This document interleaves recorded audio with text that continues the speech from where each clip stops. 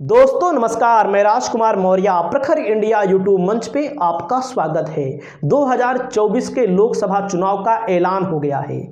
ऐलान के बाद नामांकन भी शुरू है। वहीं पर बहुजन समाज पार्टी की सुप्रीमो बहन कुमारी मायावती ने अपने एक एक दो प्रत्याशी घोषित कर रही हैं। एकदम इत्मीनान से, कोई जल्दबाजी नहीं है। वहीं पर जो प्रत्याशी बहन कुमारी मायावती ने घोषित किए हैं, उनका समीकरण कहीं ना कहीं बीजेपी को डेंट करता हुआ दिखाई दे रहा है। हालांकि ऐसा लग रहा था कि इंडिया गठबंधन को नुकसान पहुंचाएंगी, उसके बदले में भारतीय जनता पार्टी इनको कुछ उपहार देगी। लोग कहते हैं इनको राष्ट्रपति भी बनाएगी। हालांकि बहन जी ने जो प्रत्याशी घोषित किए हैं, बसपा ने जो प्रत्याशी घोषित किए हैं, बीजेपी का नुकसान होता हुआ दिखाई दे रहा है।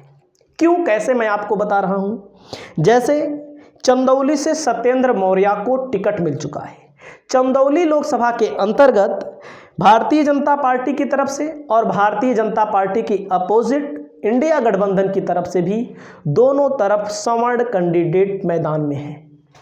मायावती ने यहां चाल चल दी है। मौर्य को टिकट दे करके दलित और ओबीसी का कॉम्बिनेशन यहां बनाने की कोशिश की है। यहां कहीं ना कहीं अगर मौर्य को टिकट इन्होंने दिया है तो बीजेपी का नुकसान होता हुआ दिखाई दे रहा है। अगली सीट है सहारनपुर, माजिद अली। यहाँ पर दलित और मुस्लिम का कॉम्बिनेशन से इन्होंने टिकट दिया है। यहाँ जाहिर सी बात है इंडिया गठबंधन को कहीं ना कहीं नुकसान होगा। मुरादाबाद में इरफान सैफी को टिकट दिया है, दलित मुस्लिम कॉम्बिनेशन, यहाँ पर भी नुकसान इंडिया गठबंधन को होगा। मुजफ्फरनगर में आ जाइए, दारा सिंह प्रजापति को टिकट दिया है। यहाँ पर किसका नुकसान होगा आपको मैं साफ बता दूं, प्रजापति यहाँ पर ज़्यादा हैं। यहाँ पर बीजेपी का नुकसान होता हुआ दिखाई दे रहा है। दलित और ओबीसी का कार्ड यहां पर खेला गया है। कैराना का मामला है। कैराना में जहां इकरा हसन है, दूसरी तरफ भारतीय जनता पार्टी की तरफ से प्रदीप कुमार हैं। यहां पर आप देखेंगे तो यहां पर श्रीपाल राणा ठाकुर कैंडिडेट यहां पर बहन जी ने दिया है। कुछ भी हो, वोट चाहे 1000 कटेगा, चाहे 2000 कटेगा, चाहे 10,000 कटेगा, ठाकुर का वोट कटेगा, चाहे जितना भी कटेगा, यहां पर भाजपा का ही कटेगा। भाजपा का यहां नुकसान होता दिखाई दे रहा है। बिजनौर से चौधरी विजेंद्र सिंह को टिकट इन्होंने दिया है। जो बिजनौर की सीट भाजपा नहीं लड़ रही है, आरएलडी लड़ रही है यहां पर।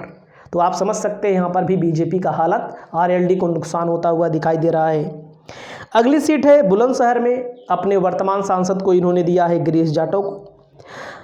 वहीं पर ये सुरक्षित सीट है। अयोध्या पर सच्चिदानंद पांडे सचिन को टिकट इन्होंने दिया है। कहीं ना कहीं बीजेपी को भी यहाँ डेंट हो रहा है, क्योंकि पंडित हैं, वहाँ पर ठाकुर कैंडिडेट के तौर पर तैनात किया गया है भाजपा की तरफ से। सपा की तरफ से यहाँ पर अवधेश प्रसाद हैं, तो कहीं ना कहीं यहाँ पर भी इंडिया गठबंधन का फायदा दिखाई दे रहा है। कानपुर से कुलदीप भदौरिया, यहाँ पर ठाकुर ब्राह्मण मतदाता बहुत ज़्यादा है कानपुर में, तो यहाँ पर भाजपा ब्राह्मण को देगी। अब देखो कांग्रेस के खाते में गई है, कांग्रेस किसको देती है, लेकिन यहाँ पर मामला उलट दिया है भाजपा का। यहाँ पर मायावती ने ठाकुर कैंडिडेट दे दिया है। हालांकि लोग ये भी कहते हैं ठाकुर कैंडिडेट भले दिया है मायावती ने, यहाँ पर ठाकुर वोट नहीं देंगे, कुछ ना कुछ तो देते ही हैं। उन्नाव, जहाँ से साक्षी महाराज और अनु टंडन, साक्षी महाराज भाजपा की तरफ से, अनु टंडन सपा की तरफ से, यहाँ पर भी मामला गड़बड़ हो गया है भाजपा का। अशोक पांडे को यहाँ पर टिकट दे दिया गया है।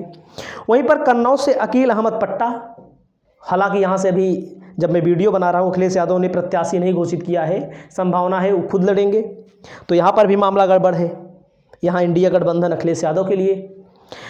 पीलीभीत से अनीश अहमद खान, यहाँ पर भी इंडिया गठबंधन का नुकसान होता हुआ दिखाई दे रहा है। अकबरपुर से राजेश त्रिवेदी, समझ सकते हैं यहाँ दलित और ब्राह्मण का कार्ड खेला गया है मायावती की तरफ से। मेरठ से देवव्रत त्यागी, ब्राह्मण में ही आते हैं त्यागी, तो मामला यहाँ पर इंडिया गठबंधन का फायदा दिखाई दे रहा है। आगरा से पूजा अमरोही, दलित सीट है, दलित को टिकट दिया है। बागपत से भी इन्होंने प्रवीण बंसल को लोकसभा का टिकट दे दिया है। कहीं ना कहीं जितने टिकट अभी घोषित किए गए हैं बसपा की तरफ से एक सामंजस्य स्थापित किया गया है। और भी टिकट घोषित किए जाएंगे, सबकी जानकारी देते रहेंगे। नमस्कार। आपकी क्या राय है? आप अपनी राय कमेंट में लिखें।